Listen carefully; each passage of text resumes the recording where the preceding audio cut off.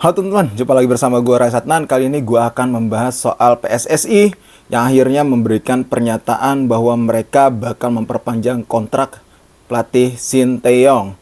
Ya, ini tentunya menjadi sebuah kabar baik bagi para pecinta sepak bola Indonesia pastinya, atau lagi bagi fans timnas ya, karena memang Sinteyong mampu membuktikan sejak kehadirannya ada perubahan-perubahan yang sangat signifikan bagi permainan dari timnas Indonesia. Kita coba flashback dulu ketika Sinteyong pertama kali diumumkan pada Desember 2019 ya. Waktu itu Sinteyong memang diumumkan dikontrak selama 4 tahun gitu, hingga akhirnya sampai akhir Desember 2023 kalau begitu. Nah, setelah itu seiring berjalannya waktu gitu, memang tidak mudah bagi Sinteyong untuk membangun timnas karena ketika di awal 2020 kan langsung ada hantaman pandemi gitu, kompetisi terhenti, maka dalam pembentukan timnas bisa dibilang masih kurang ideal lah bagi dia gitu untuk memilih pemain sesuai dengan kebutuhannya gitu. Jadi di saat-saat tahun pertama, tahun kedua seperti kita ketahui bahwa tidak ada gelar yang bisa diraih oleh Sinteyong baik di level U19, U23 maupun senior, karena kan Sinteyong ini mendapatkan tugas untuk bisa melatih dari U19, U23 dan juga senior gitu. Dia pun merasa sanggup untuk menangani 3 tim ini gitu. Nah, dalam perjalanannya tahun pertama, tahun kedua kita tahu bahwa ada masalah pandemi, tapi di tahun 2021 gitu ya, Sinteyong mampu secara perlahan membuktikan gitu bahwa racikannya ini memang mumpuni gitu, apalagi kita menjadi runner up Piala AFF 2020 waktu itu. Dan itu secara tidak diduga ya, karena waktu itu materi pemainnya muda gitu, dan Sinteyong bisa dibilang cukup berhasil dalam melakukan regenerasi pemain di timnas Indonesia. Jadi ada beberapa hal sih kalau menurut gua gitu yang membuat Sinteyong memang pantas untuk mendapatkan perpanjangan kontrak dari PSSI. Pertama, regenerasi di timnas yang dia lakukan berhasil bisa dibilang. Kalau teman-teman mungkin tahu bahwa Sinteyong memang memotong sekitar 2 generasi ya di timnas Indonesia gitu. Jadi langsung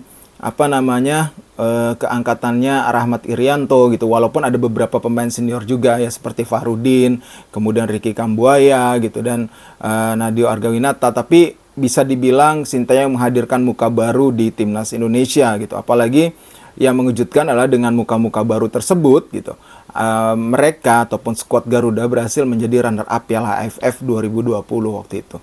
Yang tentunya itu sangat mengejutkan juga bagi sepak bola Asia Tenggara. Ternyata efek dari kehadiran Sinteyong memang benar-benar terasa bagi timnas Indonesia.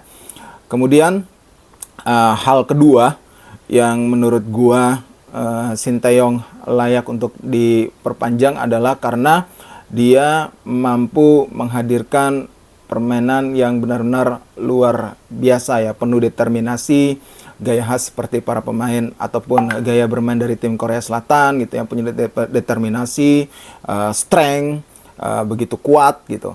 Untuk kemudian dari segi mentalitas terutama untuk tidak mudah menyerah ataupun tidak mudah kalah sebelum bertanding. Ini yang ditanamkan oleh Sinteyong ya, kedisiplinan pemain, kemudian mentalitas dalam bermain. Ini yang terus ditanamkan hingga akhirnya ketika itu pada kualifikasi Piala Asia 2023 lalu, mungkin teman-teman ingat bahwa mereka sempat diragukan untuk lolos gitu ke Piala Asia 2023 gitu. Tapi apalagi setelah melihat hasil uji coba melawan Bangladesh ya, yang berakhir imbang tanpa gol di Bandung.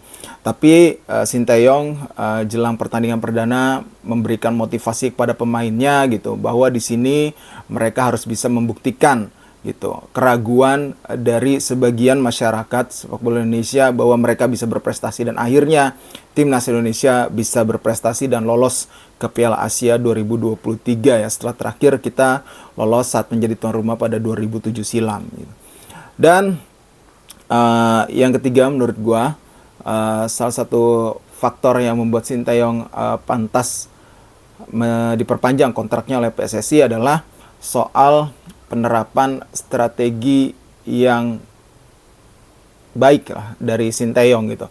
Dan dia memang benar-benar terbukti sebagai pelatih yang cerdik, yang cerdas dalam menerapkan taktik bermain sesuai dengan kemampuan para pemain yang dimiliki. Kita tahu bahwa sebelumnya kita sudah cukup lama juga bermain dengan pola 4 back ya, 4-3-3 ya.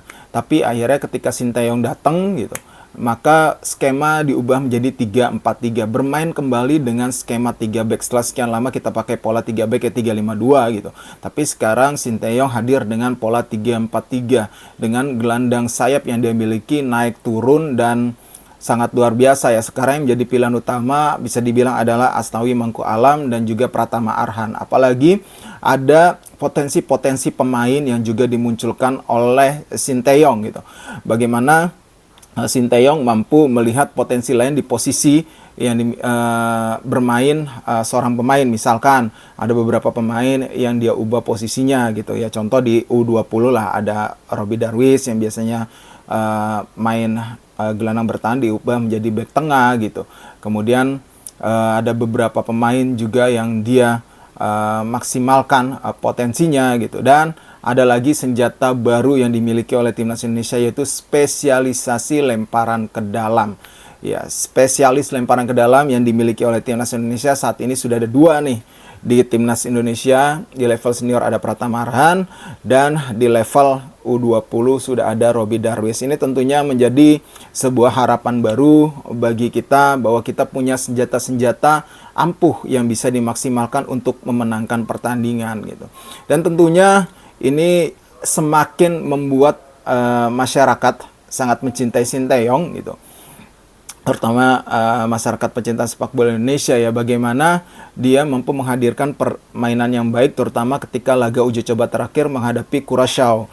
Ya, kita tahu bahwa di laga melawan Curaçao pada 24 September lalu kita menang dengan skor 3-2 yang di situ terlihat banget bagaimana kecerdikan seorang Sinteyong dalam menerapkan taktik untuk menaklukkan Curaçao yang saat ini berada di peringkat 84 FIFA, dan itu benar-benar mengejutkan mereka pastinya, apalagi notabene para pemain mereka walaupun negaranya tidak begitu terkenal gitu, tapi memang mayoritas pemainnya ini berpengalaman bermain di liga-liga top Eropa terutama di Belanda dan juga di Inggris.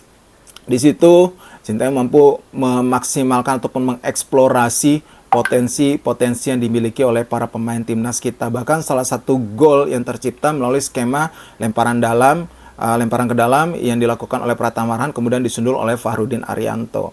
Ya, kita akan beruji coba lagi seperti kita ketahui melawan Curaçao pada 27 September di Stadion Pakansari. Tentunya di sini akan menjadi sebuah pembuktian lagi nantinya bagi Coach Sinteyong yang tadinya sebenarnya kalau sebelum pertandingan memang tim kita agak sedikit diragukan untuk bisa imbang ataupun menang lah gitu. Tapi ternyata di sini Sinteyong mampu membuktikan, membalikan prediksi yang ada gitu. Akhirnya mampu memenangkan pertandingan dan memberikan harapan bahwa kita bisa berprestasi di tahun ketiga dan tahun keempat dari kepelatihan dari Sinteyong. Maka itu di situ juga netizen langsung bersuara. Ini juga menjadi salah satu faktor juga ya yang membuat Sinteyong akhirnya diperpanjang oleh PSSI gitu, dinyatakan diperpanjang oleh PSSI.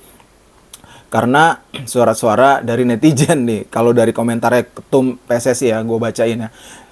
Di sini Ketum PSSI Bapak Muhammad Irawan juga sudah berkomentar bahwa tapi saya sebagai Ketua Umum PSSI dan tentu sudah berkoordinasi dengan Exco akan memperpanjang kontrak Sinteyong. Kita juga melihat di mana-mana desakan dari netizen agar STI diperpanjang juga menguat. Jadi ada faktor netizen nih yang menjadi pertimbangan PSSI untuk memperpanjang Sinteyong. Sebenarnya harusnya nggak seperti itu ya. Harusnya dari segi teknis, kemudian dari sisi prestasi yang harus menjadi penilaian dasar. Tapi kalau dari sisi teknis, prestasi, walaupun belum menghasilkan juara ya, tapi gue melihat di sini Sinteyong benar-benar memberikan perubahan yang signifikan bagi timnas Indonesia. Jadi memang dia layak untuk diperpanjang kontraknya gitu.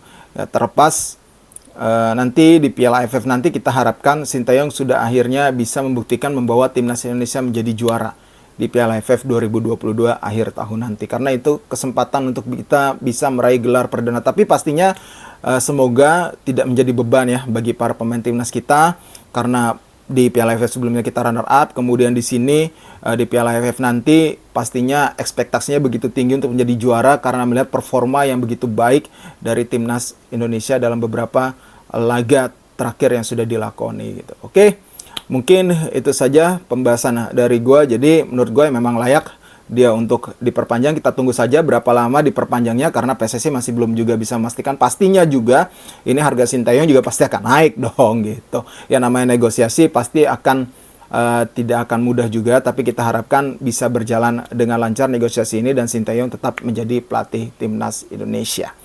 Oke, mungkin itu dulu pembahasan dari gua. Terima kasih banyak buat kalian semua dan sampai jumpa lagi.